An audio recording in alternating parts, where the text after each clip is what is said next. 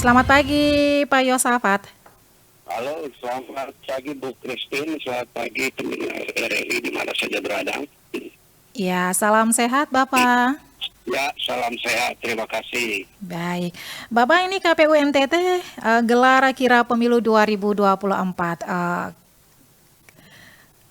Kira pemilu Ya, 2024 ini sudah dimulai sejak kapan nih, Pak? baik, sebetulnya KPU Provinsi Nusa Tenggara Timur adalah salah satu titik Mhm. untuk peluncuran kirap pemilu 2024.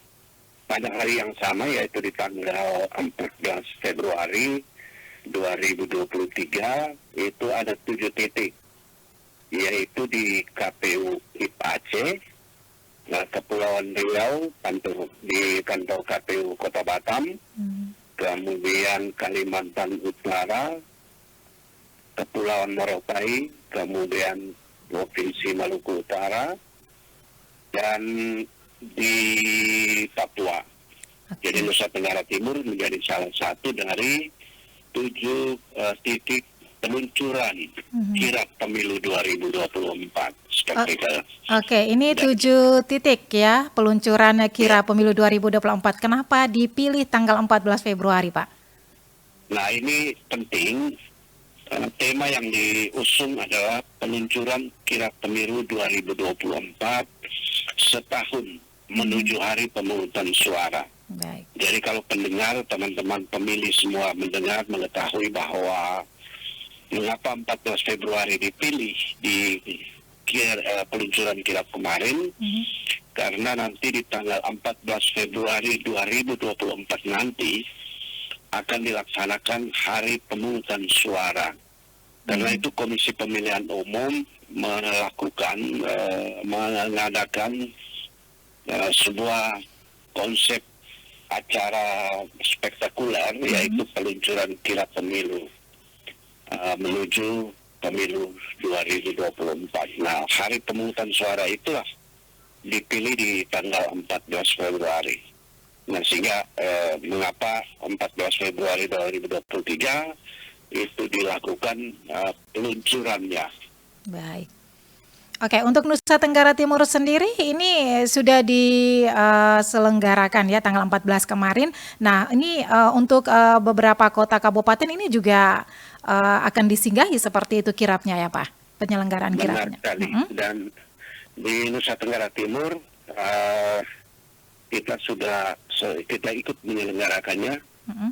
secara hybrid ya. Jadi di 7 titik itu bersiap secara offline dan juga online. Mm-mm. Kemudian seluruh kabupaten, seluruh satker di seluruh Indonesia mengikuti ini secara hybrid.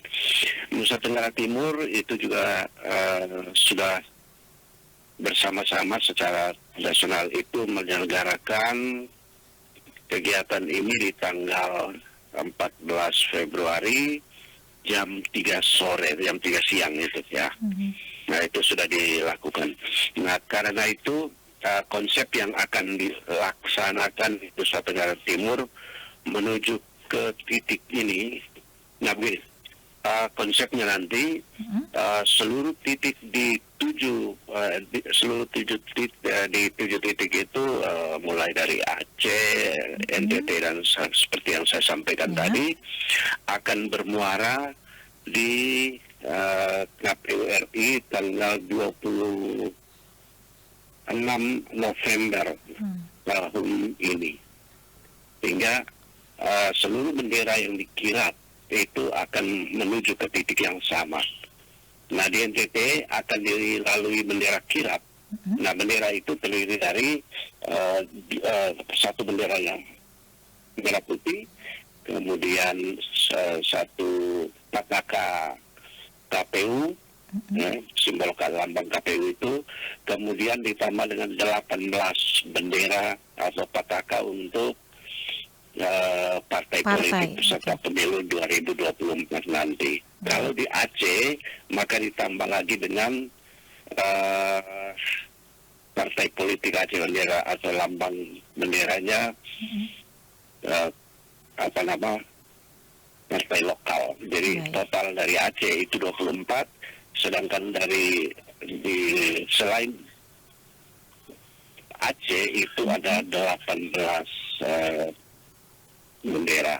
Nah, Oke. putarannya di NTT seperti apa? Mm-mm. Nah, di NTT itu kita akan sudah memulai di tanggal 14 Februari itu, bendera kirap itu sudah diserahkan ke KPU Kota Kupang. Mm-mm. Kemudian nanti selanjutnya disinggahi di seluruh daratan timur, berarti di KPU Kabupaten Kupang, KPU TTS, Mm-mm. kemudian TPU Malaka dan juga Kabupaten Belu. Kemudian dari Belu itu ada pelayaran yang ke Alor. Nah, karena itu benderanya itu akan dikirap ke Alor Ya. menggunakan perahu layar, perahu motor, kemudian bergeser ke Lembata, lalu ke Flores Timur, Sika, Ende, Nagekeo, Ngada, Manggarai Timur, Manggarai dan juga Manggarai Barat. Nah, jadi kita perkirakan setiap titiknya Mm-mm. di kabupaten yang disinggahi itu dari konsepnya itu 3 sampai dengan 7 hari. Nah, kami menggunakan berapa alternatif karena mengingat cuaca, Ya. jadi kita tidak membuat patokan berapa lama, tetapi komunikasi kami akan jalankan terus, Mm. yaitu 3 atau 4 hari, 3, 4 sampai 5 hari di Oke. satu kabupaten. Oke. Nah, apa yang dilakukan nanti Iya. itu setiap kabupaten akan menggunakan di dalam bendera itu disimpan atau diletakkan di dalam mobil open cab, Mm. kemudian ada toa, kemudian nanti diputar keliling itu dua lagu-lagu kebangsaan, kemudian jingle pemilu yang terbaru, kemudian informasi tentang apa saja yang menjadi hak dan kewajiban sebagai pemilih. Baik. Kemudian sosialisasi tentang bendera-bendera partai itu sebagai peserta pemilu tahun 2024. Kemudian informasi tentang apa saja yang harus menjadi hal yang dilakukan oleh masyarakat pemilih, ya. untuk mendukung pemilu 2024 mendatang. Itu kira-kira Bu Christine ya. Oke, ini berbagai konsep ya sudah disiapkan ketika kirap ini diselenggarakan di berbagai kabupaten kota ya. Seperti itu 3 sampai 7 Betul. hari atau 3 sampai 4 hari dengan kegiatan yang sudah disebutkan. Tadi juga disebutkan bahwa temanya seperti itu ya. Ini temanya mau Ya. menjelaskan apa nih Pak Yosafat? Oke, sebenarnya tema umumnya Mm-mm. itu seperti yang kami sampaikan, yang pertama tadi Iya. setahun menuju Hari Pemungutan Hari Suara. Pemungutan. Ada tema subtema yang penting, yaitu bahwa tema pemilu sebagai sarana integrasi bangsa. Nah, pemilu sebagai integrasi bangsa ini pengalaman menunjukkan bahwa trauma yang dialami oleh hampir seluruh warga bangsa ini sehubungan dengan penyelenggaraan pemilu. Maka sebetulnya masyarakat itu sudah mulai ketakutan atau enggan atau ada blok enggan untuk memilih dan seterusnya.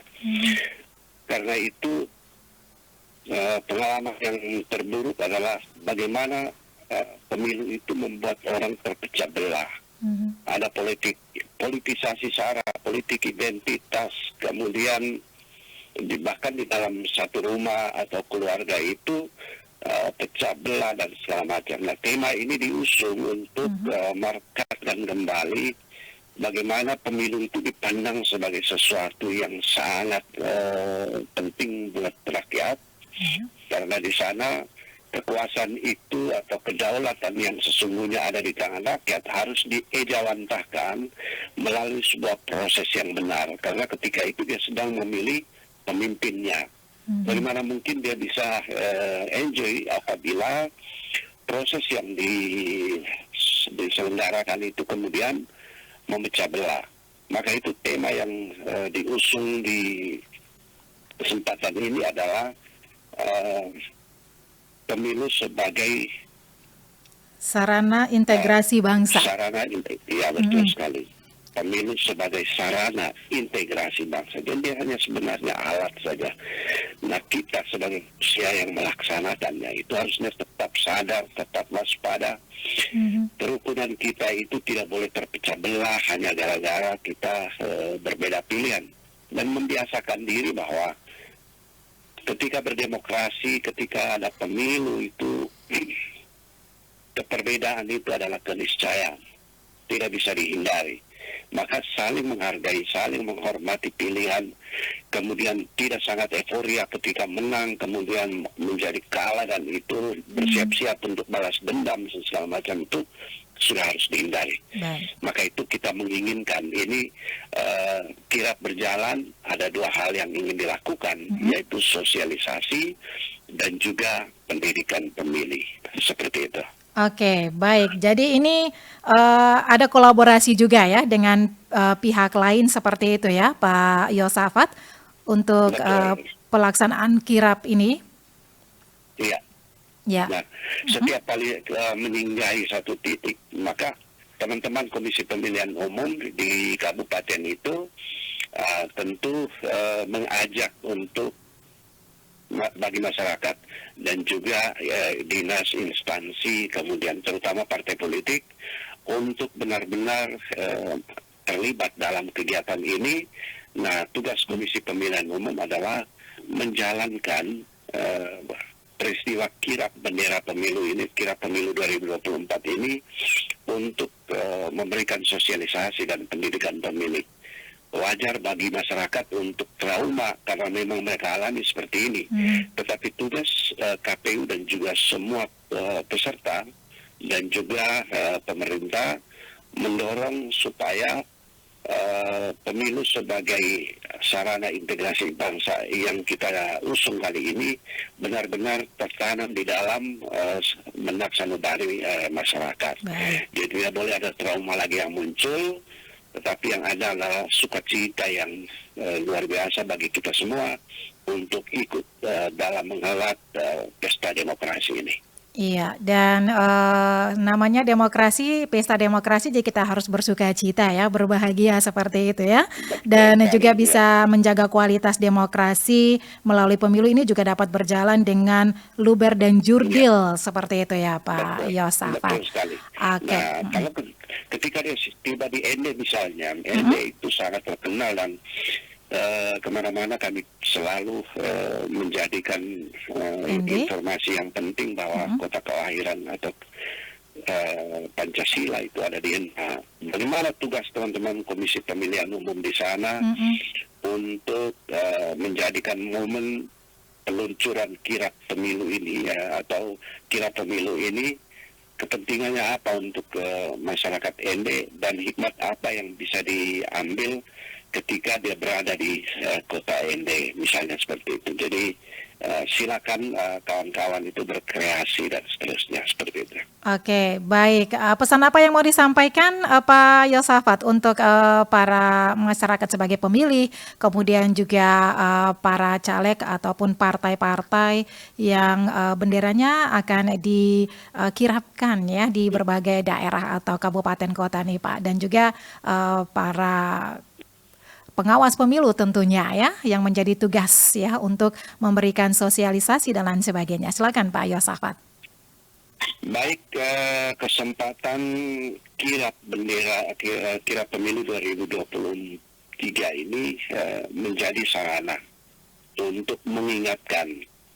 Karena itu kami sangat mengharapkan dukungan dari seluruh warga masyarakat di Nusa Tenggara Timur untuk menjadikan momen ini sebagai pengingat bahwa pertama, tanggal 14 Februari 2024 adalah hari pemungutan suara, dan menuju ke hari pemungutan suara 24 2024, 14 Februari 2024, masyarakat itu harus benar-benar menyiapkan diri. Seluruh insan, begitu masyarakat memahami sungguh-sungguh bahwa jika kita menyebut tentang pemilu, bagian dari Pancasila, bagian dari demokrasi dan seterusnya.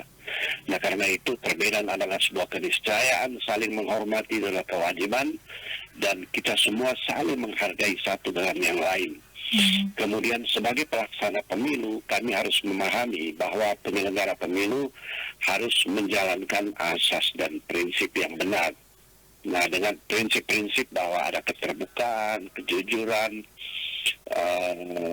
partisipasi dari masyarakat, itu sangat-sangat menentukan berhasil atau tidak berhasilnya. Sebagai pengawas pemilu, itu juga kami sangat mengharapkan memberikan pengingat bagi masyarakat, bagi seluruh peserta, untuk benar-benar memanfaatkan momentum di tahun 2024 itu sebaik-baiknya. Nah, menuju ke tahun 2024 itu di depan mata banyak sekali kegiatan-kegiatan yang harus dihelat.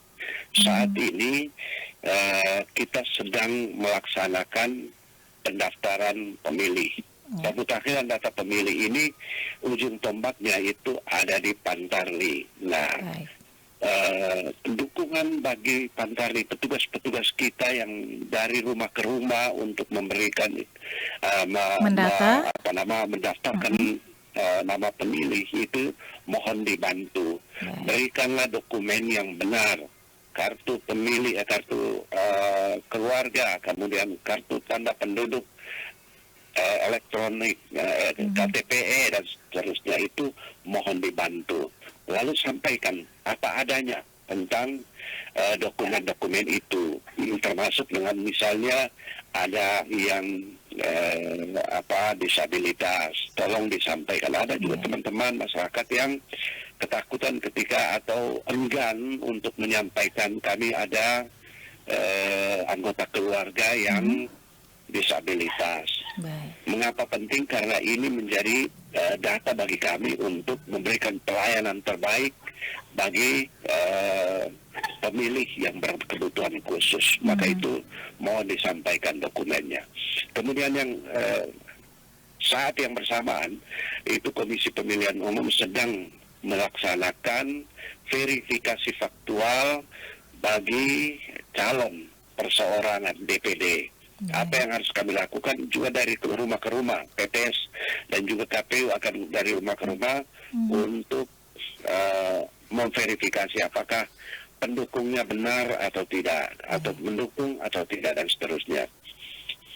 Sebentar lagi kita akan melakukan di bulan April dan Mei itu akan ada kegiatan pencalekan. Saat di mana masyarakat harus ikut mengawasi siapa-siapa caleg yang baik dan seterusnya. Apakah memiliki dokumen yang kita ketahui yang benar atau tidak dan seterusnya.